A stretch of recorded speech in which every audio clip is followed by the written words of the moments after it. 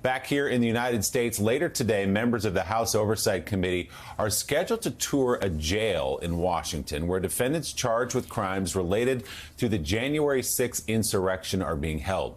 Republican Committee Chair James Comer will not take part, he says, due to a family event back home in Kentucky. But committee member Marjorie Taylor Greene, who previously visited that facility, has criticized the detainment of the January 6th defendants, calling for their release, tweeting she will lead the group, calling it a, quote, bipartisan delegation. But our next guest explains why it is a bipartisan visit. Joining us now, Democratic Congresswoman Jasmine Crockett of Texas. She is one of two Democratic members of Congress who will visit that jail later today.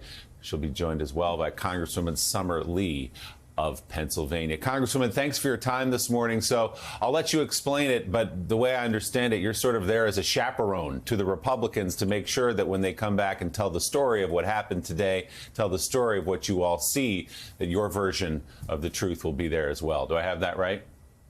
You absolutely have that right. Listen, we know that these MAGA Republicans have a problem with the truth. In fact, that's why we are coddling these January 6th insurrectionists. I'm just a freshman, so I watched January 6th from afar, unlike what so many of my colleagues experienced. And the fact that they want to go in and these people, some of them which were attempting murder, and they want to have a conversation about how comfortable they are. They want to have a conversation about whether or not their iPads are working or if they have enough time on their iPads. This is what I'm hearing. As someone who's been a public defender, let me tell you something. They know nothing about what bad conditions are. And I'm going to clarify that after I can see with my own two eyes. But in the state of Texas, we don't even have air conditioning in our prisons, and we are once again in the state of Texas. So we've had inmates die from overheating. The idea that these folks somehow should engage in a real conversation now that January 6ers, mostly white folk, are saying that these accommodations don't work for them when Black and brown folk have been trying to have a real conversation around what prison accommodations should look like if we are just going to be humane is laughable. So I look forward to this visit, and I look forward to reporting out on the accommodations and whether or not they are subpar. So, Congresswoman, just thinking in line of Trumpist and Trump himself and how he handles the media, I'm curious what the plan is here, especially as you put it, these MAGA Republicans try and do this tour and whatever else they're going to do. Perhaps you could share with us what the plans are. But how do you make sure you don't validate exactly what they're doing and bring more light to it?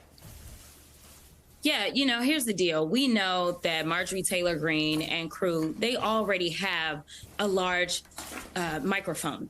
It doesn't matter if we were there or not. We know that the media is going to cover anything that they do. But the problem is that if no one were to show up, then there's no one to counter, and there's absolutely no one to tell the truth about what was going on behind bars. We won't be allowed to have our cell phones. So our truth will be whatever it is that we recall it to be. And just like they have said time and time again that this was a tour, this wasn't an insurrection. We need to make sure that someone is there to tell an actual account of what the historical nature of this visit really showed. We also know that there's some choir that they have, and they're on iTunes or something. These folk are not being treated like the average inmates. And unfortunately, what I fully anticipate we're going to see is yet another level of privilege. So my job is to make sure that I report the truth. My job is to also hold them accountable. We've got our appropriations processes going on right now.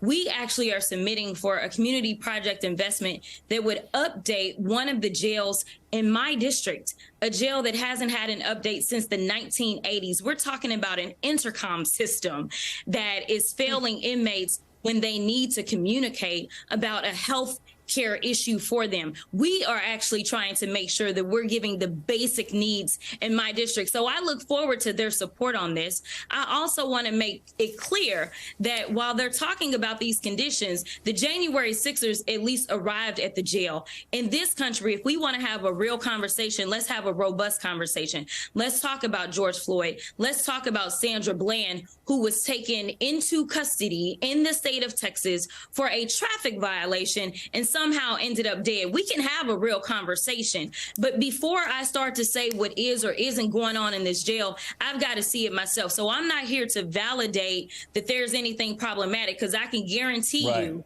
that at a very minimum, they have air conditioning.